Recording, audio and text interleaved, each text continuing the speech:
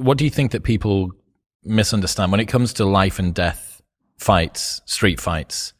What do you think most normal people who haven't been in one misbelieve? I don't know what that has to do with those Detroit videos. Detroit Urban Survival Training. I want to share with you what to do if you're surrounded by a group of men and they attack you. So if they come at you, what you don't want to do is try to stay in the middle like in a martial arts karate movie, moving in a circle, trying to block, trying to hit. That's not going to work. So if they try to grab and then try to attack you and you try to back up, this is what's going to happen. As you try to back up, you're going to get swarmed and you're still going to be dominated and you're going to lose. What you should do is this.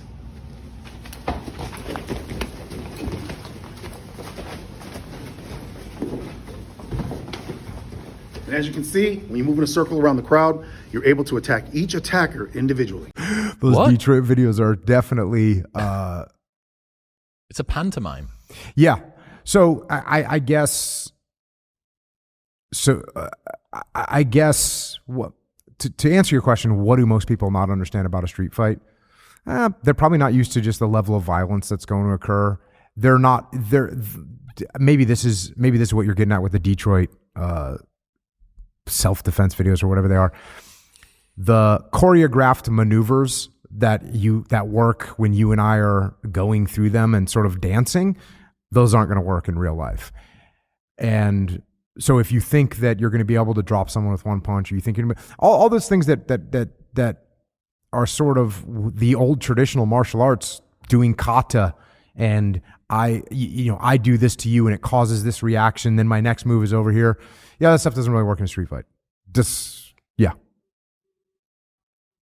The groin kick and the palm of the hand to the nose to run away from the female, to run away from the attacker and stuff like that. Yep. It's not going to work well, and it's not very reliable.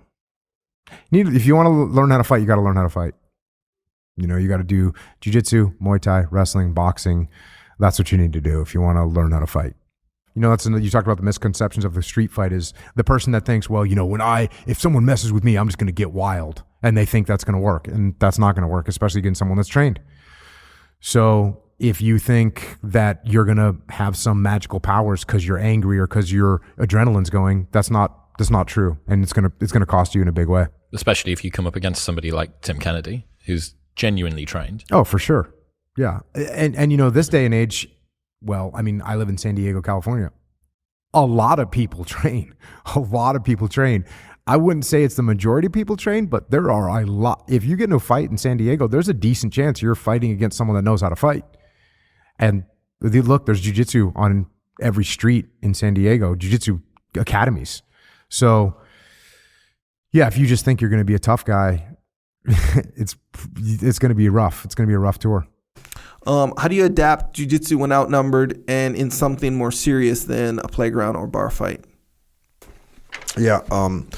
So outnumbered, what are you going to do? Well, first of all, we avoid getting in fights where we're outnumbered, and you avoid it at all freaking costs because the chances of you winning a fight while you're outnumbered is very small. Now, availability bias will tell you if you watch YouTube of boxer knocks out 3 people or whatever. Yep, you can think you're going to pull that off. You're not. You are not. You have a 1% chance of doing that, even if you're freaking skilled. Can you come up against 3 guys or 4 guys that are drunk or stupid or untrained? Yes, you can. Actually, I saw a meme. Sure, meme. I saw a meme and it said, "How I think I'm going to win a street fight." And it was like a pie chart. Yeah. And there was a little tiny sliver that was like 3% of the pie. And it said, I train on a regular basis. And the other giant part of the pie was something along the lines of, quote, "You don't know me, bro. When I see red, I get wild and I'm going to get nuts and no one's going to be able to hold me back," or something like that, which is still the truth. Yeah. Even in today's world of MMA and all that stuff. Yeah. Because you got to remember, now everybody knows a little bit of MMA.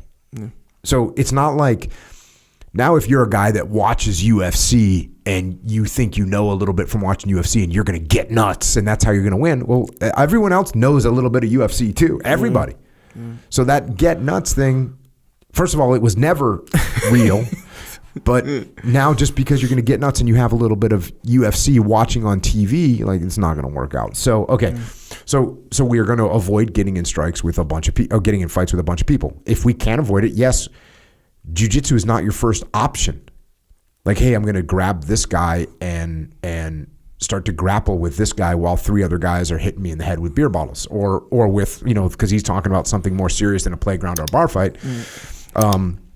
Whatever they're going to hit you with or stab you, right? You're gonna not want to engage. You want to hit people and get away. You still want to get away. Your goal is still to get away. Mm-hmm. And then the next thing, is it something like a time for dirty judo or the Sykes Fairburn, this is stuff that they taught in World War II. The commandos taught it, and it's just basically big gross motor movements to disable your opponent as quickly as possible. And theoretically, it's like, okay, that's a good theoretical thing to think about. Yeah.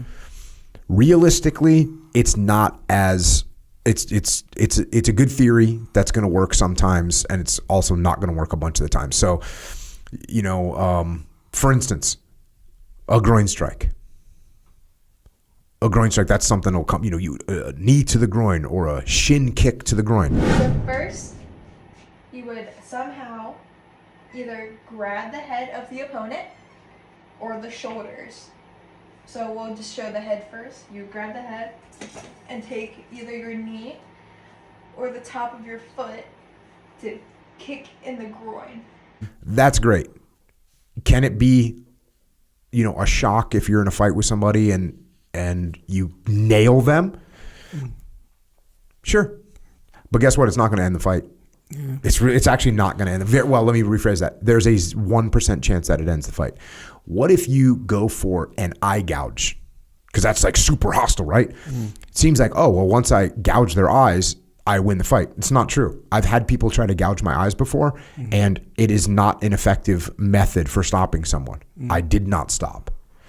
So even though those things sound like, well, I'll just do this, or remember we had a guy at Victory, got into a street fight, and the dude got crazy and bit his ear off, or bit a big chunk out of his ear.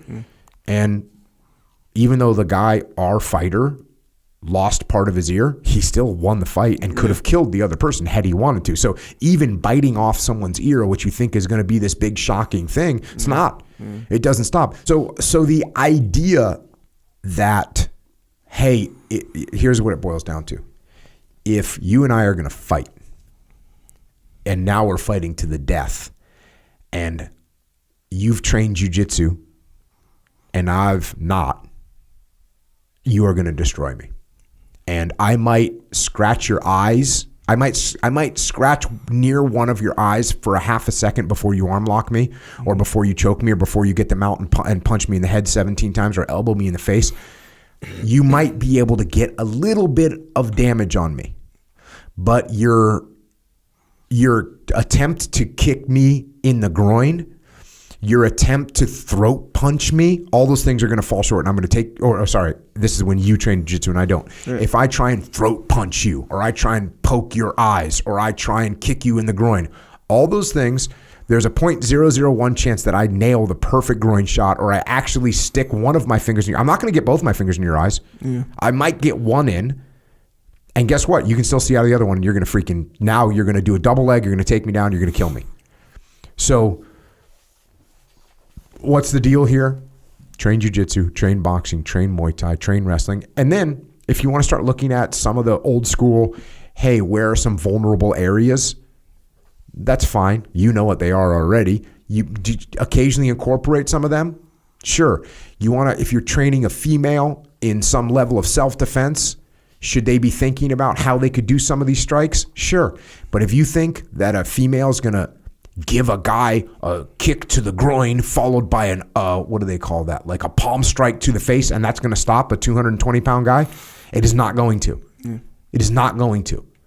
There's a much better chance that she's able to